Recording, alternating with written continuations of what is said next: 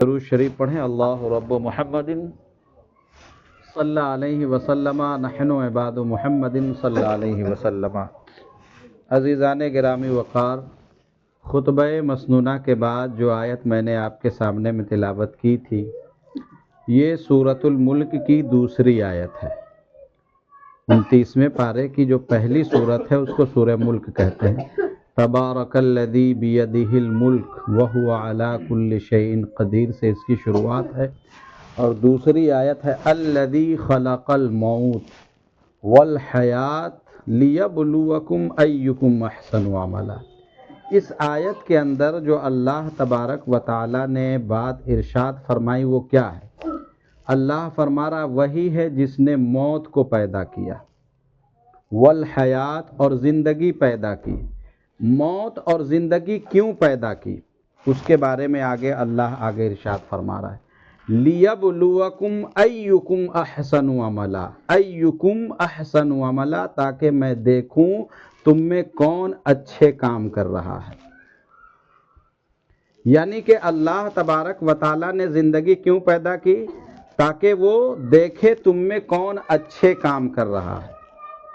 اللہ تبارک و تعالیٰ کو پتہ ہے کہ نہیں کہ کون انسان گنہگار ہے، کون اچھا ہے؟ پتہ ہے نا؟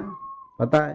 تو اللہ تبارک و تعالیٰ پیدا کرنے سے پہلے ہی اگر چاہتا عالم ارواح میں جو اچھے تھے ان کو جنت میں ڈال دیتا، جو برے تھے اس کو جہنم میں ڈال دیتا۔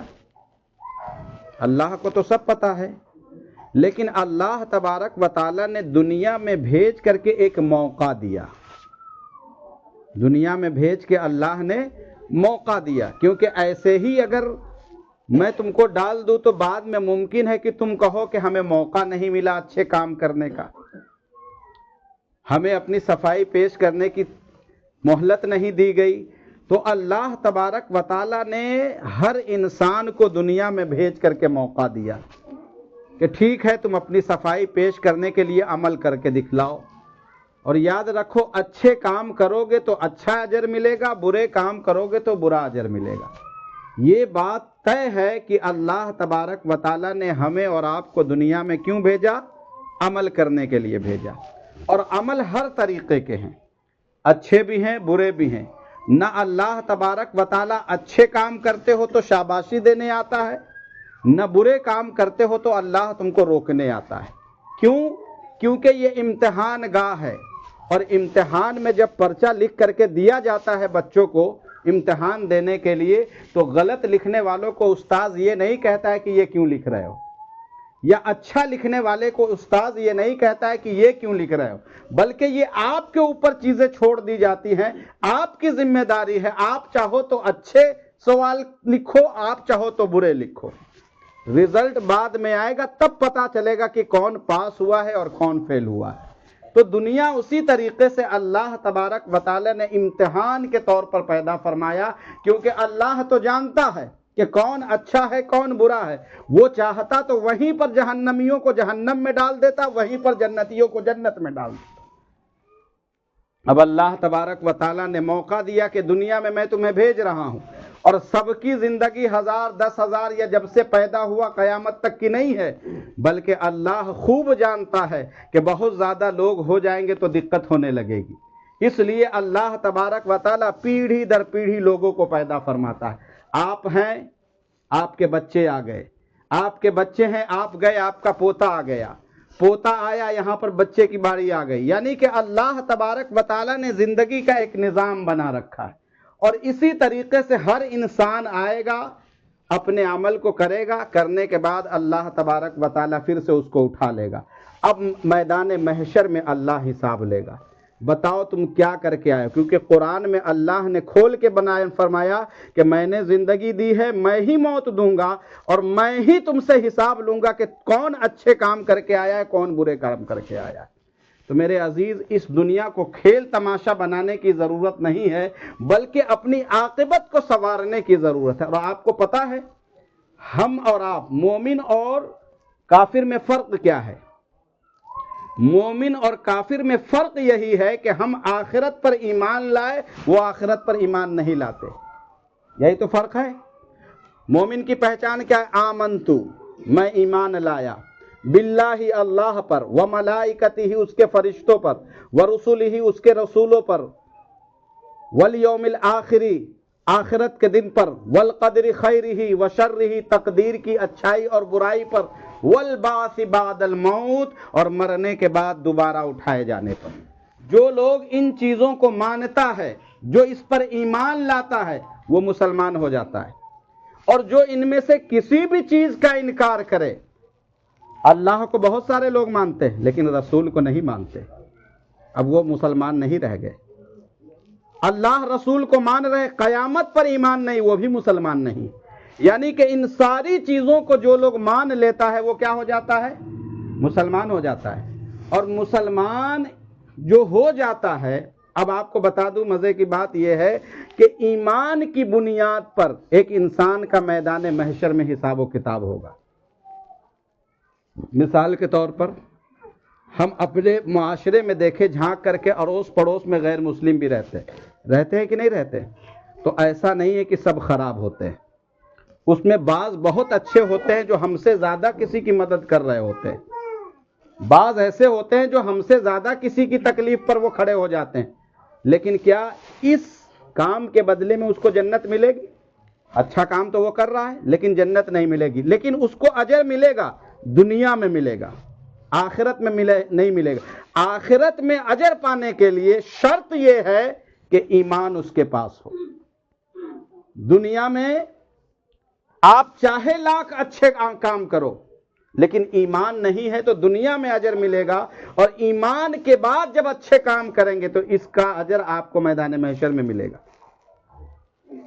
تو ایمان شرط ہے قیامت کے دن حساب و کتاب کے بعد جنت کے لیے۔ اگر ایمان نہیں ہے، دنیا میں لاکھ ایک انسان اچھے کام کر لے تو دنیا میں تو اس کو اس کا اجر ملے گا، لیکن آخرت میں نہیں ملے گا، اور آخرت میں اجر کے لیے ایمان شرط ہے۔ میرے عزیز، تو میرے کہنے کا مطلب یہ ہے کہ ایمان اور عقیدہ درست کرنے کے بعد ایک انسان اچھے کام کرے۔ یہی اللہ تبارک و تعالیٰ نے قرآن مجید میں فرمایا کہ میں تمہیں دیکھوں گا کہ کون اچھے کام کر کے میرے پاس آیا ہے۔ بلکہ قرآن مجید میں ایک جگہ اللہ نے فرمایا یا ایھا الذین آمنوا اتقوا اللہ ولتنظر نفس ما قدمت لغد، اے ایمان والو اللہ سے ڈرو اور ہر نفس یہ دیکھے کہ اس نے اپنے آگے کیا بھیجا ہے۔ یعنی کہ جہاں ہمیں اور آپ کو انتقال کر کے جانا ہے، وہاں جن چیزوں کی بھی ضرورت ہے وہ ساری چیزیں ہمیں اور آپ کو یہیں سے لے کر کے جانی ہے۔ وہاں کن چیزوں کی ضرورت ہے؟ ایمان کی ضرورت ہے۔ کہاں؟ وہاں کن چیزوں کی ضرورت ہے؟ ایمان کی ضرورت ہے۔ ایمان وہاں نہیں، ایمان یہاں سے لے کر کے جانا ہے، اور ہر وقت کوشش یہ کرنی ہے کہ ہمارا خاتمہ ایمان پر ہو جائے۔ کفر کی حالت میں اگر ایمان پر اللہ نے فرمایا کہ یا ایھا الذین آمنوا اتقوا اللہ، اے ایمان والو اللہ سے ڈرو، حق تقاتہ، ویسے ڈرو جیسے ڈرنے کا حق ہے۔ اور آگے کیا فرمایا؟ ولا تموتن الا وانتم مسلمون، اور ہرگز نہ مرنا مگر مسلمان ہو کر کے۔ یعنی کہ کوشش یہ کرو کہ تمہارا خاتمہ ایمان پر ہو، کیونکہ کفر کی حالت میں اگر آپ کا خاتمہ ہوا تو دنیا سے کچھ بھی لے کر کے نہیں گئے۔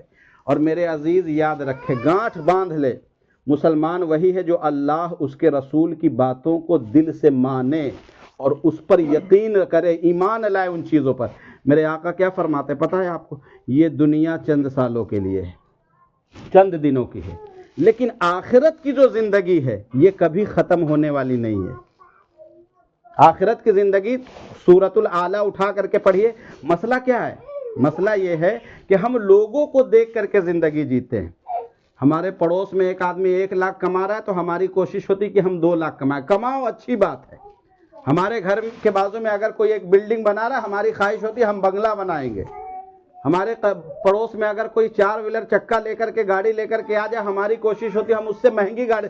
ان سب چیزوں کے لیے اللہ نے منع نہیں کیا، لیکن میرے عزیز یہ دنیا داری کر رہے ہیں، آپ بھی دنیا دار بنے جا رہے ہیں۔ مسئلہ یہ ہے ہمیں دنیا دار نہیں بننا ہے، اس لیے کہ اللہ تبارک و تعالیٰ نے قرآن میں فرمایا بل تؤثرون الحیات الدنیا، یہ جو دنیا ہے نا یہ فنا ہونے والی ہے، والآخرۃ خیر وابقا، اور آخرت جو ہے یہ باقی رہنے والی، یہ کبھی ختم نہیں ہوگی، یہ کبھی ختم نہیں ہوگی۔ اور آخرت کے دن کتنے دنوں کے، کتنے سالوں کی زندگی آپ کو پتا ہے؟ آخرت میں موت ہے ہی نہیں۔ یہ دنیا دارالعمل ہے، یہ فانی دنیا ہے۔ ایک دن ایسا آئے گا کہ دنیا ختم ہو جائے گی، اس کا ذکر قرآن کے اندر ہے، لیکن آخرت ختم نہیں ہوگی۔ قرآن میں فرمایا والآخرۃ خیر وابقیٰ، آخرت باقی رہنے والی ہے۔ اور میرے عزیز یاد رکھو، میرے آقا نے کیا فرمایا؟ قیامت کا تو ایک دن ہی 50,000 سال کا ہے۔ کتنے سال کا ہے؟ ایک دو دن کا نہیں ہے، 50,000 سال۔ اور یہاں پر 50 سال کی زندگی بھی نہیں ہے۔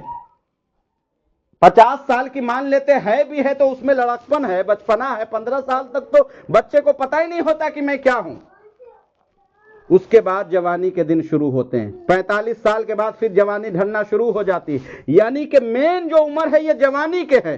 اور اسی لیے اللہ کے رسول نے فرمایا کہ اللہ کو جوانی میں جو عبادت کی جاتی ہے بڑھاپے کے ہزاروں سال کی عبادت سے بہتر ہے، کیونکہ جوانی میں ایک انسان کے اوپر خواہش بہت زیادہ سوار ہوتی ہے، نفسانی خواہشات کا ایک انسان مریض ہو جاتا ہے، کبھی ادھر طبیعت بھاگ رہی، کبھی ادھر بھاگ رہی ہے، کبھی اس چیز کو حاصل کرنے کی طبیعت چاہ رہی، کبھی اس چیز کو طبیعت چاہ رہی، اور خواہشات جب ابال مار رہے ہو، ایسے موقع پر اپنے خواہش کو دبا کر کے جو انسان رب کی بارگاہ میں حاضر ہوتا ہے، اللہ کو ایسے بندے بہت زیادہ پسند ہیں۔ کیوں؟ کیونکہ انہوں نے اپنی خواہشوں پر محنت کی ہے، اور اللہ والوں نے یہ کام کیا اور بتایا بھی کہ کیسے اپنی خواہش پر کنٹرول کی جاتی ہے، کیسے اس کے اوپر غالب آیا جاتا ہے۔ لیکن مسئلہ کیا ہے؟ ہم اپنی خواہشوں کو ابھارتے رہتے ہیں۔ کیوں؟ کیونکہ ابھارنے والے لوگوں کے بیچ میں بیٹھتے،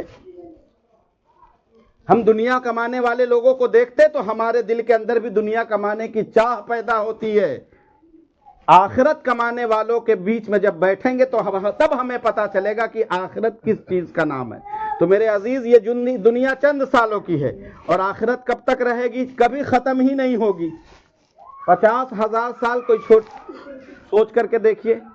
اور اس کے باوجود میرے آقا نے کیا فرمایا کہ 50,000 سال کا جو وہ دن ہوگا، اس دن سورج سوا نیزے پر ہوگا۔ آج کروڑوں میل دور سورج ہے، کروڑوں میل دور سورج ہے، لیکن اس کی گرمی کو ہم اور آپ مئی جون میں برداشت نہیں کر پاتے ہیں۔ اور میرے آقا نے فرمایا اس دن سورج سوا نیزے پر ہوگا، سر کے اوپر ہوگا، زمین تانبے کی ہو جائے گی، زمین تانبے۔ اب سوچ کے دیکھیے کتنی گرمی ہوگی، سوچ کر ایک انسان ذرا سوچے تو صحیح۔ جو انسان ان چیزوں پر غور کرتا ہے اور اس پر ایمان لے آتا کہ ایسا ہونے والا ہے تو وہ گناہوں سے توبہ کر لیتا ہے۔ اور اتنا یاد رکھے کہ جو مومن ہوگا اس کے لیے یہ دن جو ہے بالکل اتنا چھوٹا ہو جائے گا کہ جیسے عصر کی نماز پڑھ کے وہ سلام پھیر رہا ہے، اس کے لیے اتنا بڑا دن نہیں ہوگا۔ کافروں پر قیامت آئے گی، اس لیے آپ کوشش کریں کہ ہمارا خاتمہ ایمان پر ہو۔ اگر ایمان دنیا سے نہیں لے جا پائے تو سمجھ لیجئے کہ کچھ بھی ہم دنیا سے لے کر کے نہیں جا پائے۔ وہ دن میرے آقا صلی اللہ تعالی علیہ وسلم نے فرمایا ہے کہ اللہ تبارک و تعالی میدان محشر میں جب حساب و کتاب لے گا بندوں کا، تو حضرت جبریل کو حکم دے گا جاؤ جنت سے ایک جانور لے کر کے آؤ۔ صحابہ کرام کے درمیان میں جب میرے آقا نے یہ بات کہی تو صحابہ کرام نے کہا یا رسول اللہ وہاں پر جانور کی کیا ضرورت ہے میدان محشر؟ تو اللہ کے رسول نے فرمایا اللہ جانور کی شکل میں موت کو جنت سے بلائے گا، اور موت کو اللہ تبارک و تعالی ذبح کروا دے گا، اب کسی کو موت نہیں آئے گی۔ اب اچھے اعمال آپ کے ہیں تو آپ کا ٹھکانہ جنت ہے، اور جنت میں کتنے دن رہنے ہیں؟ اب جب موت ہی آ گئی تو اب جب موت آنی ہی نہیں ہے تو کروڑوں خربوں سال کی زندگی کہاں کی؟ جنت کی۔ اور خدا نخواستہ اگر ہم ایمان لے کر کے دنیا سے نہیں جا پائے تو کہاں جلیں گے؟ تو ہم آخرت کو ترجیح دے رہے ہیں، ہم دنیا کمانے میں لگے ہوئے ہیں۔ ہمیں ایسے لوگ اچھے لگتے جو دنیا کی بات بتلائے، ہم ایسے لوگوں سے قریب نہیں ہونا چاہتے جو ہماری آخرت کو سنوارنا چاہتے۔ تو میرے عزیز یہ 50 سال کی زندگی کو ترجیح نہ دے، وہ جو کروڑوں خربوں سال کی زندگی ملنے والی ہے۔ ذرا سوچ کر کے دیکھیے ایک انسان کو اگر یہ لکھ کر کے دے دیا جائے کہ تم کو 200 سال کی زندگی موت نہیں آئے گی، اب تو وہ دنیا میں اس طریقے سے مگن ہو جائے گا، جب 50 سال کی زندگی کا کوئی بھروسہ نہیں، اس میں بنگلہ چاہیے، گاڑی چاہیے، یہ چاہیے، وہ چاہیے، وہ دنیا کو کمانے میں ہم لگے ہوئے ہیں۔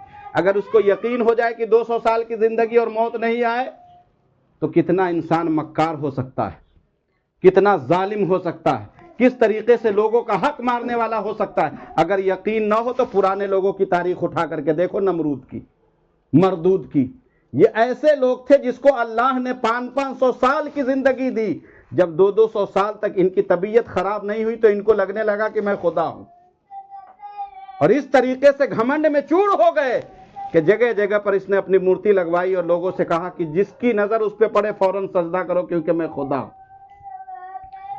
اس طریقے سے دنیا کمانے میں لوگ لگ گئے، لیکن میرے آقا نے فرما دیا پہلے کہ میرے امتیوں کی عمر جو ہے بہت کم ہے، اس لیے اللہ کے رسول کو بہت تکلیف ہوتی تھی کہ پچھلے لوگ 100 200 سال عبادت کرتے تھے جو اچھے تھے، میری امت 50 سال کی ہے، 15 سال نابالغ ہی ہے، بالغ ہونے کے بعد کوئی بھی فرض اس کے اوپر اللہ تبارک و تعالیٰ کے اوپر سے فرض ہوتا ہے، اب اس کے بعد 40-50 سال کے بعد اس کی عمر ڈھل جائے گی، یہ کیا عبادت کریں گے؟ تو اللہ تبارک و تعالیٰ نے فرمایا محبوب گھبراؤ مت، میں آپ کی امت کو سال میں کچھ ایسی رات دے دیا کروں گا کہ اگر یہ لوگ ایک رات خشوع اور خضوع کے ساتھ عبادت کر لے تو اللہ ہزاروں سال کی عبادت کا ثواب دے دے۔ وہ راتیں کون سی ہیں؟ کبھی 27 رجب کی رات آتی ہے، کبھی 27ویں شب آتی ہے جس کو شب قدر، شب برات ہم لوگ کہتے ہیں۔ ان سب راتوں میں اللہ تبارک و تعالیٰ نے یہ امت محمد کو تحفہ دیا ہے کہ پچھلے لوگوں کی امت 1000 سال تھی، آپ گھبراؤ مت، وہ ہزاروں سال کی عبادت کو میں ایک رات میں سمیٹ کر کے آپ کے حوالے کر دوں گا۔ لیکن ایسی راتوں میں بھی ہم اور آپ سو کر کے اپنی رات کو برباد کر دیتے ہیں، زندگی بھر تو کچھ کیے نہیں اور ایک موقع آیا اس کو بھی ہم سونے میں گوا دیے۔ تو میرے عزیز، دنیا کو ایسا نہیں ہے کہ ترجیح نہیں دینا ہے، لیکن اس کے ساتھ ساتھ اپنی آخرت کو بنا کر کے رکھنا ہے۔ آخرت، اگر آپ کو پتہ ہے آخرت میں جو کام ہم اور آپ آج جیتے جی 5 سیکنڈ میں کر سکتے ہیں نا، مرنے کے بعد اگر 1000 سال کی زندگی مل جائے نہیں کر سکتے۔ آپ کہیں گے یہ کیسی بات کر رہے ہیں؟ بولا بالکل صحیح بات کہہ رہا ہوں۔ جیتے جی جو 1 منٹ میں آپ کام کر سکتے ہیں، مرنے کے بعد ہزاروں سال میں نہیں کر سکتے۔ کیوں؟ کیونکہ عمل کرنے کی جگہ یہی ہے۔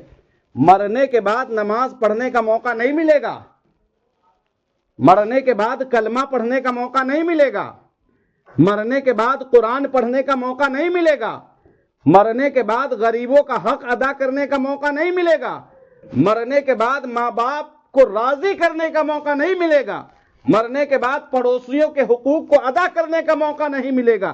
جو کرنا ہے یہی کرنا ہے، اس لیے کہ یہی دارالعمل ہے۔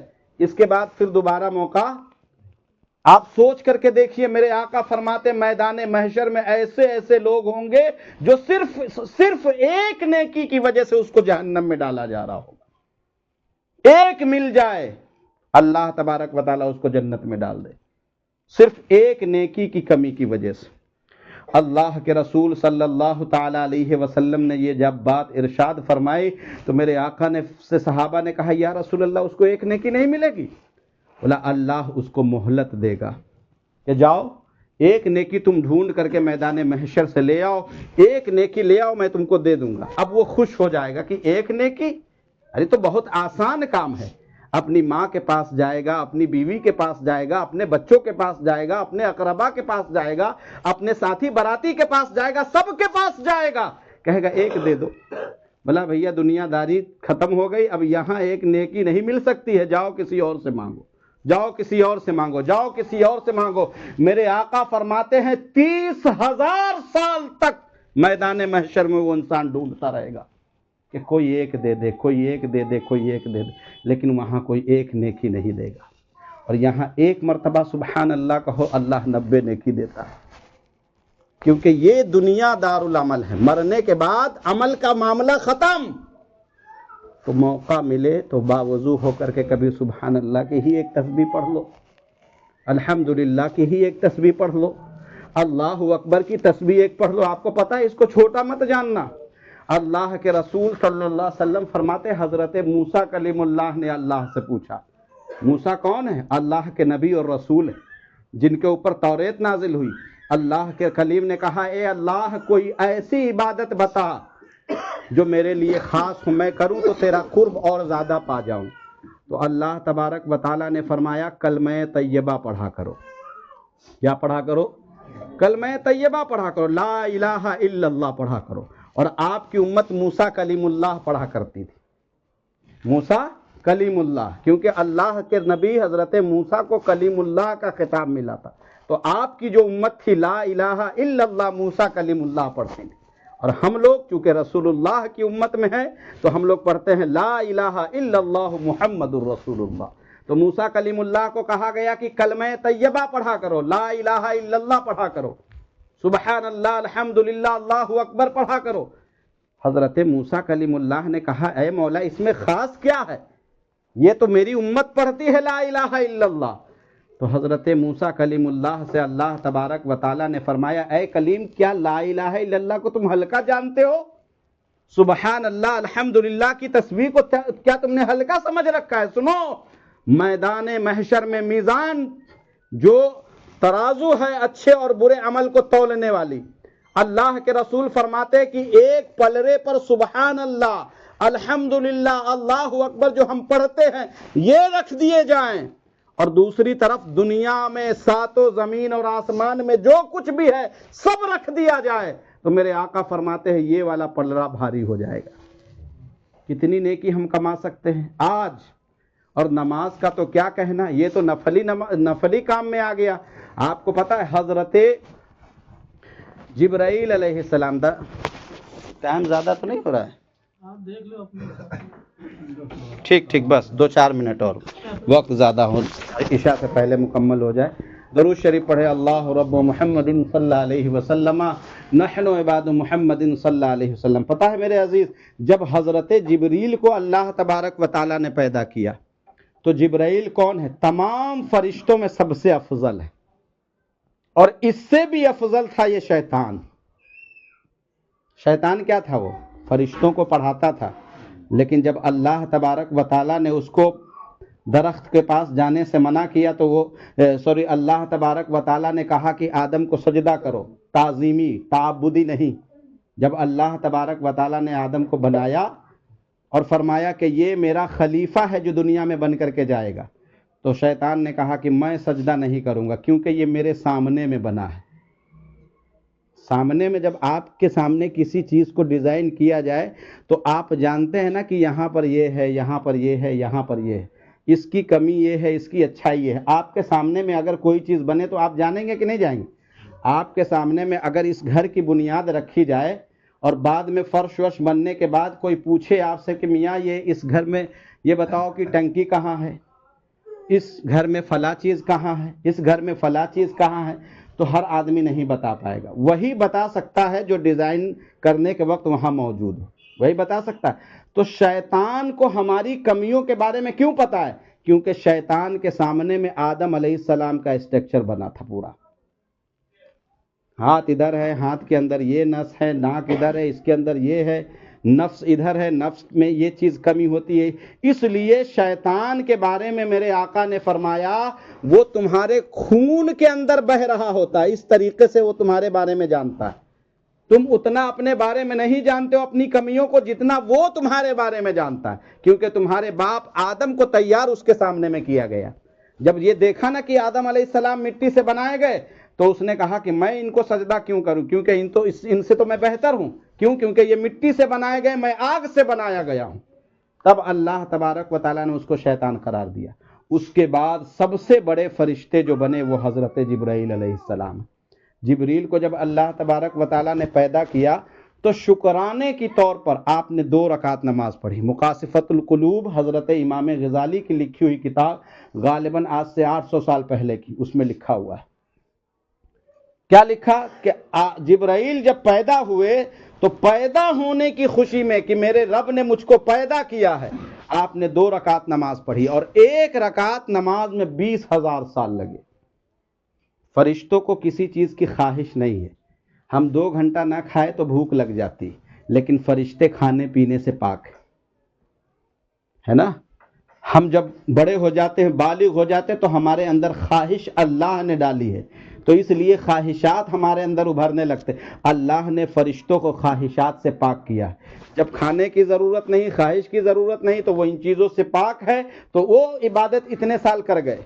20,000 سال میں ایک رکعت مکمل ہوئی، تو سوچئے 2 رکعت میں 40,000 سال لگ گئے. اور 40,000 سال میں 2 رکعت نماز پڑھنے کے بعد جب جبرائیل نے سلام پھیرا تو اللہ تبارک و تعالیٰ نے کہا جبرائیل تو نے پیدا ہونے کا حق ادا کر دیا. تو حضرت جبرائیل کو ایسا لگا کہ مجھ سے اچھی عبادت شاید کسی نے نہیں کی، لیکن ان کو پتہ نہیں تھا کہ میرے آقا صلی اللہ تعالی علیہ وسلم کے بارے میں حضرت جابر کی ایک روایت ہے کہ میرے آقا صلی اللہ تعالی علیہ وسلم سے جبرائیل سے میرے آقا نے پوچھا کہ اے جبرائیل تمہاری عمر کتنی ہے؟ تو حضرت جبرائیل نے کہا یا رسول اللہ مجھ کو نہیں پتا میری عمر کتنی ہے، لیکن ہاں اتنا پتا ہے کہ چوتھے حجاب میں ایک تارا 70,000 سال کے بعد چمکتا تھا. کتنے سال کے بعد؟ ایک تارا کتنے سال کے بعد چمکتا تھا؟ 70,000 سال کے بعد. حضرت جبرائیل فرماتے ہیں اس تارے کو میں نے 72,000 مرتبہ دیکھا. اللہ کتنے ہزار مرتبہ دیکھا ہے؟ 72. ایک تارا چمکتا تھا 70,000 سال کے بعد. یہاں 70 سال کی کل عمر نہیں ہے، ایک تارا 70,000 سال کے بعد چمکتا تھا. جبرائیل نے کہا کہ یا رسول اللہ اس کو میں نے 72,000 سال مرتبہ دیکھا. اب سوچئے حضرت جبرائیل کی عمر کتنی ہو گئی. تو میرے آقا نے فرمایا اے جبرائیل جانتے ہو وہ تارا کون ہے؟ تو حضرت جبرائیل نے کہا یا رسول اللہ مجھ کو نہیں پتا. تو اللہ کے رسول فرماتے مجھ کو اپنے رب کی قسم ہے وہ تارا میں ہوں. تو حضرت جبرائیل نے کہا یا رسول اللہ 70,000 سال تک کہاں رہتے تھے؟ فرمایا میں 70,000 سال تک سجدے میں رہتا تھا، جب سجدے سے سر کو اٹھاتا تھا تب وہ میری پیشانی تم کو نظر آتی. اللہ اکبر. جس نبی نے اس طریقے سے رب کی عبادت کی ہو. آج اگر کوئی مولوی کہتا نا نبی میری طرح ہے تو دل پہ چوٹ لگتی ہے اور تماچا مارنے کی طبیعت چاہتی. آج لوگ کہتے ہیں نبی میری طرح ہے، کہتے ہیں کہ نہیں؟ اور یہ مسلمانوں کی ٹولی ہے جو یہ بولی بولتی ہے، کافروں کی نہیں، جو بو دستار لگا کر کے اس طریقے سے گھوم کر کے بیان کر رہے ہوتے ہیں کہ نبی کی میلاد منانے کی کیا ضرورت، تو میری ہی طرح تھی. میرے عزیز یاد رکھنا قرآن میں کیا ہے، اپنے ایمان کو ساتھ میں لے کر کے جاؤ. اور ایمان کا مطلب یہ نہیں کہ نماز نہیں پڑھا تو بے ایمان ہو گیا. اللہ اس کے رسول کو ویسے مانو جیسے ماننے کا حق ہے، وہ ایمان ہے. سمجھ گئے؟ تو خیر حضرت جبرائیل نے 2 رکعت نماز مکمل کی. یہی بات بتلانا چاہوں نماز کی اہمیت کیا ہے، ہم لوگ کتنا اس کو ہلکے میں لیتے ہیں. حضرت جبرائیل نے کہی ہے پروردگار عالم تو جتنا اجر تو نے مجھ کو اس نماز پہ دیا اتنا کسی کو دے گا، کیونکہ 40,000 سال میں 2 رکعت نماز مکمل ہوئی. تو اللہ تبارک و تعالیٰ نے فرمایا اے جبرائیل میرے محبوب کی امت آخری زمانے میں جائے گی، وہ 2 رکعت فجر کی نماز پڑھے گی نا تو میں اس کو اتنا ثواب دے دوں گا جتنا تجھ کو 40,000 سال میں دیا ہے. اللہ اکبر. یہ امت، یہ ہمارا اعجاز ہے، یہ ہمارے نبی کے صدقے میں یہ چیز ملی. لیکن کتنا ثواب ملنے والا، 40,000 سال میں جتنا جبرائیل کو ثواب ملا وہاں 2 4 5 منٹ میں فجر میں مل جاتا ہے. لیکن کیا ہے، ہمارے اوپر شیطان غالب ہے. ہم اور آپ فجر کی نماز کی ہے تو سوچئے جب 2 رکعت نماز کی اتنی اہمیت ہے تو 4 رکعت کی کتنی اہمیت ہو، 12 رکعت کی کتنی اہمیت ہوگی، 17 رکعت کتنی ہے. تو میرے عزیز میں نے یہی بات کہی کہ مرنے کے بعد آپ سالوں میں وہ کام نہیں کر پاؤ گے جو جیتے جی آپ 2 منٹ میں کر سکتے ہو. 30,000 سال گھومنے کے بعد بھی اس کو کوئی ایک نیکی نہیں دے گا. اور یہاں بیٹھے بیٹھے نیکی کماؤ. نماز نہیں پڑھ پاتے مسجد تو جاؤ، کم سے کم جانے کا ثواب تو ملے گا. اللہ کے رسول نے فرمایا جو انسان نماز کا انتظار کرے کہ اذان ہو گئی ہے اب نماز ہونے والی ہے تو وہ انتظار نماز میں لکھ دیا جائے گا کہ ایک انسان نماز کے لیے انتظار کر رہا ہے. تو میرے عزیز جب جائیں گے تو انشاءاللہ پڑھنا بھی سیکھ جائیں گے، جب جائیں گے تو قرآن پڑھنا بھی آ جائے گا، جب جائیں گے تو ہر کام آ جائے گا. اور نہیں کچھ آیا تو کم سے کم رب کی بارگاہ میں ڈرتے ہوئے پہنچے اور ایک تسبیح لے کر کے سبحان اللہ الحمدللہ اللہ اکبر تسبیح تو پڑھ ہی سکتے ہیں. اس میں بھی بہت ثواب ہے اللہ، اور اس کام میں اللہ تبارک، میرے عزیز یہ دنیا دارالعمل ہے، جو کرو گے آپ اپنے لیے کرو گے۔ اور ایک چیز آج کل جو بہت زیادہ زمانے میں رائج ہے وہ یہ ہے کہ دکھاوے کے لیے کوئی کام نہ ہو، اللہ کی رضا کے لیے ہو۔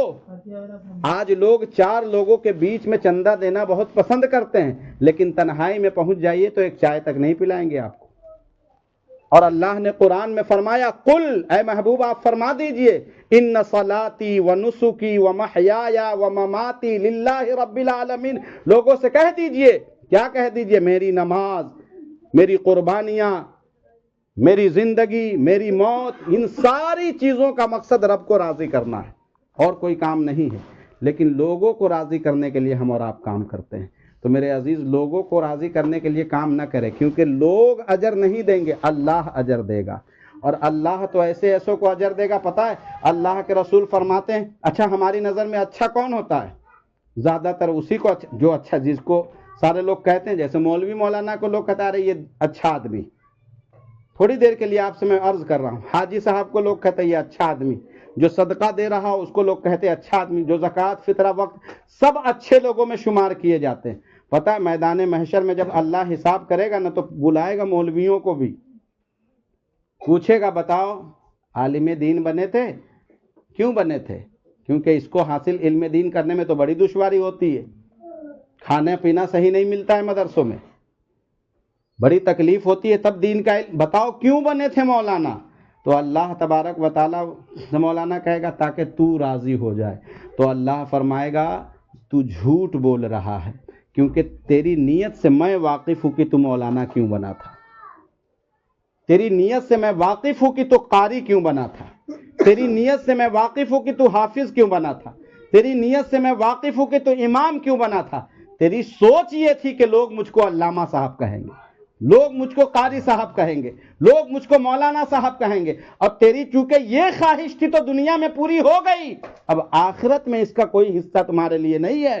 اللہ تبارک و تعالیٰ فرشتوں کو حکم دے گا، اس کو گھسیٹ کر کے جہنم میں ڈال دیا جائے گا۔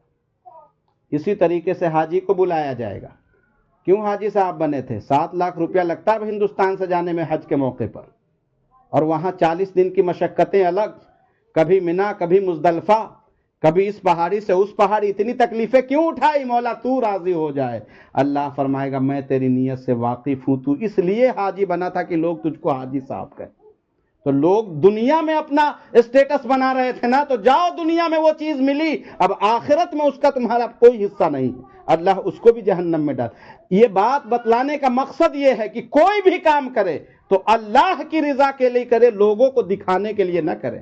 اسی طریقے سے سخی لوگوں کو بلایا جائے گا، جو لوگوں کے سامنے میں خوب دان دکشنہ دیتے تھے، لیکن جب تنہائی میں کوئی مانگنے والا، کوئی ضرورت مند آ جاتا تو اس کو دھتکار کر کے بھگا دیتے، کہتے مولا تیری رضا کے لیے زکوٰۃ دی۔ اللہ فرمائے گا میں تیری نیت سے واقف ہوں، تو لوگوں کو دکھاوے کے لیے دیتا۔ تو میرے عزیز، کوئی بھی کام کرے تو اللہ کی رضا کے لیے کرے۔ اور یہ ایک عادت عالی جناب رئیس صاحب میں بڑی اچھی تھی، چونکہ میں نے جب اپنا مدرسہ نیا نیا چالو کیا تھا تو غالباً اسی مسجد میں وہ آئے ہوئے تھے، عقائد کے اوپر میری گفتگو ہو رہی تھی، تو وہ اتنے متاثر ہو گئے کہ انہوں نے ہم کو بلایا، اور 2-4-6 مہینے کے بعد کچھ ایسا ہوا، کچھ بات نہیں بن پائی تو مسجد میں استعفیٰ دے دیا، تو کرائے پہ مدرسہ لے کر کے شروع کیا۔ تو 2-4 مہینے کے بعد جب ملاقات ہوئی تو رئیس صاحب نے کہا قاری صاحب کیا کر رہے ہیں ابھی؟ ہم نے کہا یہیں کرائے پہ لے کر کے مدرسہ چلا رہا ہوں۔ اب چونکہ یہی چیز میں نے سیکھی ہے تو میں یہ چاہتا ہوں کہ اپنے آپ کو اسی میں لگا کر کے رکھوں۔ تو انہوں نے کرائے پہ لے کر کے کیا کرایہ جاتا ہے؟ ہم نے کہا 8,000 روپیہ جاتا ہے۔ بولا اچھا ٹھیک۔ تو مہینہ پورا ہوا تو انہوں نے مجھ کو فون کیا۔ یہ بات میں اس لیے نہیں بتا رہا ہوں کہ آپ مجھ کو چندہ دیں یا گھر والے چندہ، بلکہ یہ ان کی اچھائی تھی۔ اکیلے میں انہوں نے ہم کو بلا کر کے کہا کہ قاری صاحب آپ پیسے دیتے؟ بولا کہ دیتے کہاں سے؟ بولا انتظام ہوتا ہے ادھر ادھر۔ انہوں نے کہا 1 تاریخ یا 2 تاریخ کو ہم کو فون کر لیا کریے، 1,000 روپیہ ہم سے لے جائے گا۔ 2-4-6 مہینے تک انہوں نے دیا۔ ایک دن مدرسے آئے تو ان کو پتا چلا کہ یہاں 15-17 بچے رہ رہے ہیں، تو انہوں نے پیسے دینا بند کر کے ہر مہینے 10-20 کلو چاول بھجوا دیا کرتے تھے۔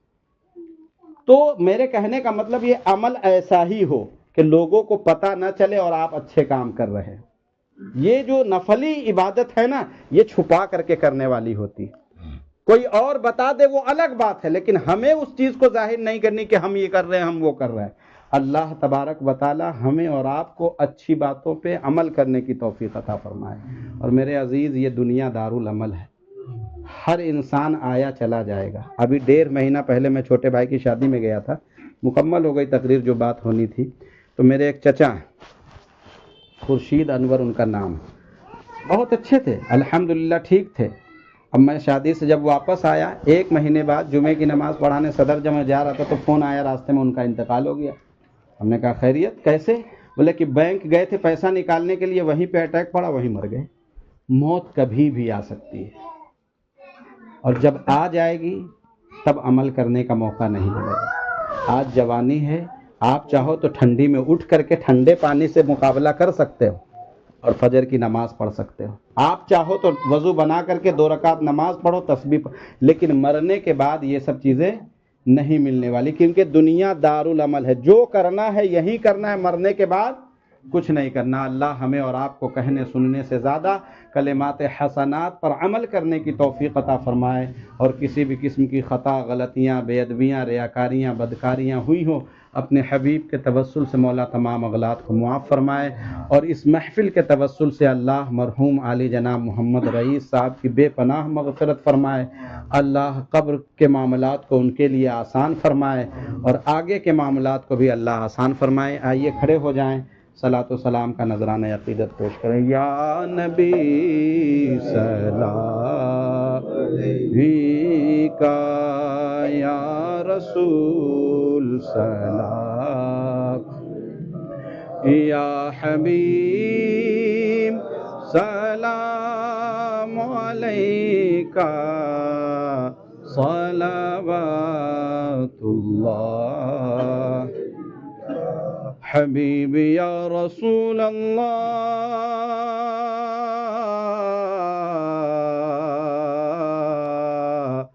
کعبے کے بدرو دجا ہو،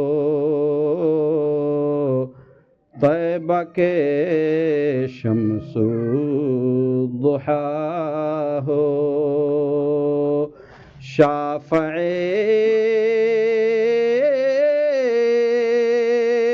روزے جزا ہو،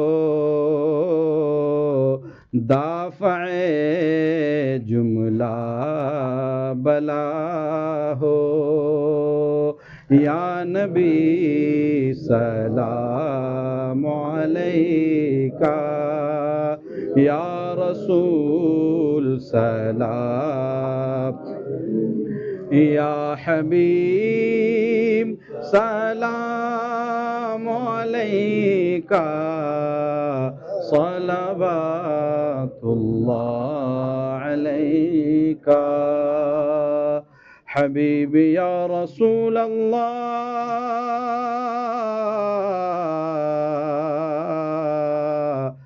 جاکنی کے وقت آنا، کلمہ طیب پڑھانا، اور مکر شیطان سے بچانا،